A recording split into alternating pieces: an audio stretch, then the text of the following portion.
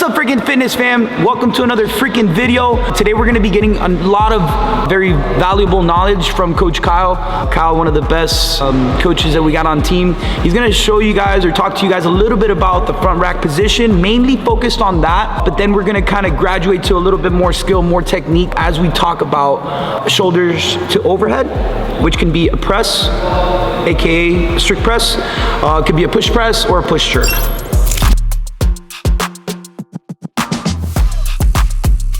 Hey, what's up, Freakin Fitness fam? Another video. Today we're gonna focus on shoulder rack position. So you're gonna learn about different rack positions for pressing, jerking, front squat. All right. So see what these coaches got. We're gonna quiz them and see what they have. All right. All right, guys. Listen up. Class is in session. All right. So tomorrow's WOD. This is tomorrow's WOD. Taking a look at tomorrow's WOD.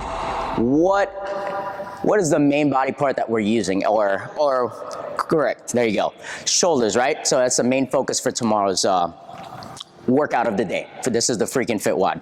All right, so we're doing shoulder press for load. We're also doing a push jerk. And then of course a gymnastic movement, which is the muscle up or any pulling motion, right? Working on the lats. So today I want to quiz you guys a little bit. Quizzing my new guys. Eddie, who else? I wish Natasha was here. All right, Eddie, so. For who? Frank? Okay. All right, so Eddie, show me your rack position for a press. Can you also talk about your rack position, your elbow positioning, where you're gripping and all that? Go ahead and, so teach, this is your class. Go ahead and just teach the rack position for tomorrow's shoulder press. Guys, today what? We got shoulder press for load. We're gonna grab that barbell from the ring. So we grab the barbell, make sure that your elbows are not full in front, give it a little bit lower. Make sure that you grab the barbell and then you're gonna dip and push. Make sure that you make that tension on your shoulders, and when you go down, receive that barbell in a dip position, then all the way straight up. Then, when you finish, place that barbell to the ring. All right. All right, good job, Eddie. Okay. All right, so main thing for your press, all right? How does your press rack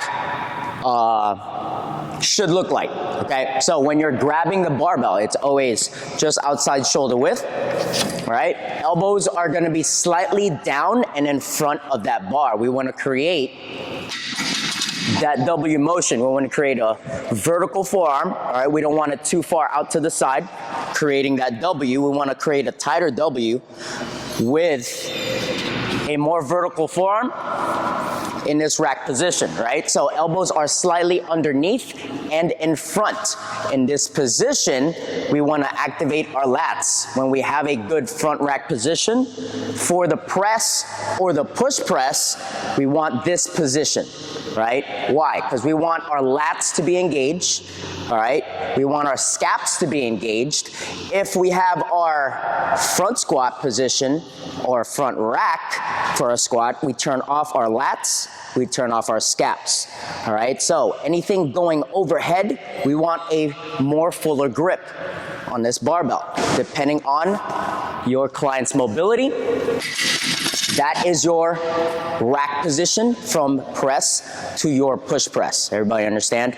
All right, so now Frank, do you know how your rack position for a jerk? Do you know which position? So ideally for your presses, it's about looking at my forearm position. It's about 15 degrees, right? We're gonna get a little bit more technical with this. 15 degrees with that elbow positioning, or elbow to forearm position, right? For your presses, and also your push press, right? Creating more stability in our upper body to press overhead. So we're nice and engaged already. We see some clients that press just like this, depending on their mobility. I'm not gonna point them out. There's some people in here that have this type of press, right? Their lats are turned off, their scaps are turned off, and then they rely on doing this, right? Have you ever seen this? Many people, right? That struggle with mobility. So as a coach, what is your answer to that? Do you just say, hey, just keep doing what you're doing? All right, so what homework are you giving your clients to improve their rack position? Forearm action, just a forearm? Forearm, tricep, bicep. Good. All right, so your rack position depends on your lats. If that's tight, it's gonna pull on it. We can't get a good front rack position. Also, your pecs is a big part. If that pulls forward, it's gonna get hard to get that elbow up in that front rack position. So your pecs, your delts, and your lats are a big portion of working on smashing. So I like to use a barbell. You can use this in your class. Smash the barbell, your tricep, working that flexion and extension. Work your way up from low to high. Okay, so I'm going to actually do it in real time. You guys, I haven't stretched out today. My triceps are sore, my lats are sore. I've done a lot of pulling in the past 2 days, right? So just working this in and smashing it. And you guys will see just in seconds or minutes an improvement in my rack position, right? Everybody see that on the side view? Release my triceps, did a lot of pushing. Everybody see that difference? All right, just, what was that, like 15 seconds? Tell clients to do that during class as they warm up or even before starting class. Give that homework, all right? And then now we can also stretch the lats at the same time. If you don't have a band, you can still use the barbell. We wanna stretch out the lats, palm facing up, supine, right? From here, hold that, get that head through, pull away from the rig. So that's going to increase that stretch and flexibility and mobility for your client to get their rack even further up. All right, so you see that little improvement? It's a big improvement on my rack. So now I'm not gonna have that wrist pain when I'm pressing overhead, push pressing overhead, and so on. All right, so we're gonna go back to Frank. So Frank, where is your, or how would you show, or where is your jerk position, all right, on your elbows? We'll grab the bar like this for the jerk, right? For the jerk. So explain how you would show the class how to jerk and your elbow position. Just make sure that well, I don't know how to explain it, man. Hey man, this is no judgment here. No judgment here. Act like you're speaking to just an empty room. Just what I do when I'm working out, I just always make sure that my elbows are straight up, and just dip, drive, dip. Yeah. Right? Dip, drive, dip. Yeah. All right? There you go. All right? All right? Then relax. All right, so ideally, guys, your presses overhead, thank you. Your presses overhead to your jerk will change. So now we're going from 15 degrees to 45 degrees, right? So why? Why, Anthony? You're supporting the barbell on the dip. Correct. So we're supporting that barbell on our dip, all right? We want that barbell to be racked on the shoulder to have a launching position for that barbell to jump off our shoulder, and we're going to jerk ourselves underneath it, right? But again, some people have this type of jerk, right? Elbows are forward, and our lats are not ready to punch overhead. So we're going from a loose to a I don't know until it's overhead, right? And that's a very dangerous position, especially if it's on the fingertips and people are trying to do all this stuff and don't know where the barbell is until they get under it and it's overhead. That's very dangerous. So again, you want to teach proper rack position. Okay, 45 degrees, good rack position, staying back on that dip, and then finishing on that jerk. Now, Coach Mike, all right, so where would your rack position, or how would your rack position look on a front squat? You don't have to demonstrate it, but you don't have to demonstrate the full squat. You don't have to demonstrate the full squat if you're not warm. Let me add that. Let me add that. But go ahead and teach the class. I forgot, man. You wearing that shirt. I can do it, dog. Hey, you didn't let me put me on finish. the If spot. you're warm, I said if you're warm. You'd be surprised what a black man can do. You'd be surprised, dog. So, very similar position. Your hands are going to be right outside those shoulders, especially depending on your mobility. When you come underneath, you want that barbell to be completely rested onto those shoulders, so that way you have that nice support. Some of you are going to be a little bit more on your fingertips. This is as much as I can go with my fingertips, but you want those elbows to be basically parallel to the ground. Secure that barbell, and then go ahead and initiate into your squat and come back up to the top. Wow. Oh. I'm not doing it. That's what I can, but my elbow's gonna drop. All right, thanks, Mike. No problem. All right, guys, so again, front squat. So you see the pattern here, okay? If it's not going overhead, we don't need a death grip on it, all right? So here, we want that bar totally racked up, all right? So your cue is elbows pointing towards the wall. Upper arm vertical towards the vertical, parallel with the ground. All right. So arm parallel, upper arm parallel to the ground, elbows pointing towards the wall. Okay. If they have the mobility and they can keep a fuller grip, it's going to reinforce all the upper back muscles for that load to be maintained and sustained for that heavy load, right? So if we turn it off and just do fingertips, we're gonna get in this hunched over position and doing this, right? Turning off our back muscles instead of getting that external rotation and really force that good posture on that front squat, all right? Any questions on that? Yes, sir. Am I allowed to go? Huh? Why am I not able to go? Because I know you know it. All right. All right, so when you teach tomorrow's class, keep that in mind. Teach them about that rack position, their elbow position, right? 15 degrees under press, or elbow slightly down and in front of that barbell. I got that? For the jerks, a little bit more forward, 45 degrees. And then for their front squat, it's a full parallel with the ground on their upper arm, all right? Yes, sir. Oh, you're so cute. Let's record my voice. Because he says I'm knowledgeable.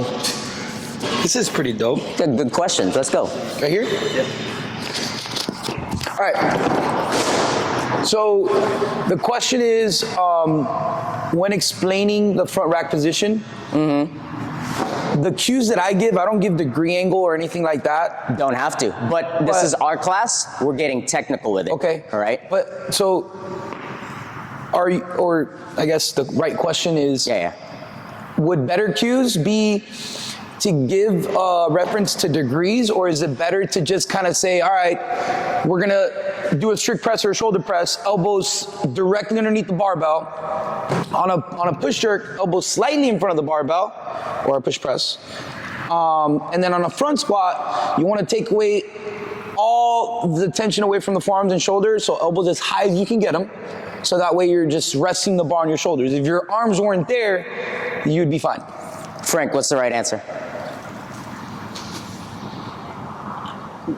There is no right answer. It goes with every client, so it depends on every client. So you can get somebody that's very technical, be like, oh, 15 degrees, and they'll get that. They'll get that right away, all right? Or you can have someone very just, I don't know, hey, point those elbows towards the wall, and they got that front squat. That makes sense. So there is no right answer. That is the I like the answer. It's more like specific to the person. correct. Go ahead, Coach Storm. Can I add to this? Go ahead, add on to it. Oh, that's a compliment. All right, so we're talking about the shoulders, right? But how does that relate to the rest of your body? So if your elbows, one way to explain to a client is that when your elbows are down, your very primary mover is that shoulder, right? We're just doing that strict press, okay? Or a small dip push press, so it's still a lot of arms. Once you start reverting to more legs, the elbows start getting higher. Now you're really utilizing those legs to drive the barbell up to get to that jerk. However, as you change the angle of your elbows higher and higher, you're also making sure that barbell gets closer to the axis of your body. So that center line, your spine, okay? And you want all that load to be as center as possible, going straight down your body, okay, through the heel of your feet every single time. So just by changing that angle helps get that barbell closer and closer to the axis, even if it's a couple centimeters, okay? So elbows down, a lot of shoulder.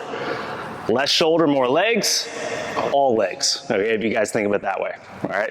So just something that keeps in mind, and it makes it a lot more understandable to somebody that's like, well, why all these different positions? Okay, you can actually go through it that way, okay? There you go. Appreciate it. Anybody else got anything to add? So I'm gonna give you guys some homework, right? So tomorrow's a lot of pressing. That's why we went through this class. All right. You wanna, as a coach, we're getting more into one of the better gyms, in my opinion, the best gym in South Florida. All right. So we wanna, every coach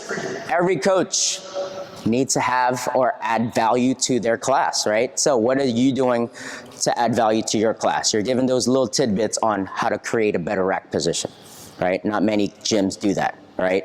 So or all gyms are just doing, hey, just stretch, right? Anybody can say that, right? But what are you adding value? You as a coach, every time they see your name on the Zen planner to reserve for the class, be like, hey, I'm going to his class because he's teaching me a lot.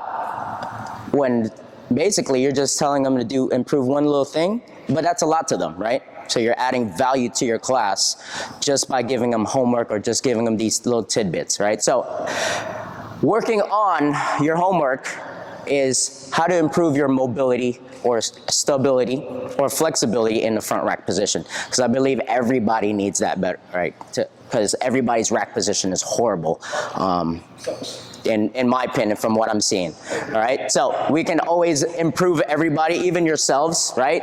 If you learn something new today, I'm like, oh crap, I need to work on that yourself, so you're able to demo to your clients how to do it correctly. Or again, pick somebody that has great mobility or flexibility in that rack position, use them as a demo if you don't have that to demo for them, right? So don't be afraid to use other clients as good examples. And then of course, praise them, right, for being the greatest demo in the world. And that's that. What do you guys have anything to add? Natasha, hey, welcome. Natasha, hey, like the shirt. Can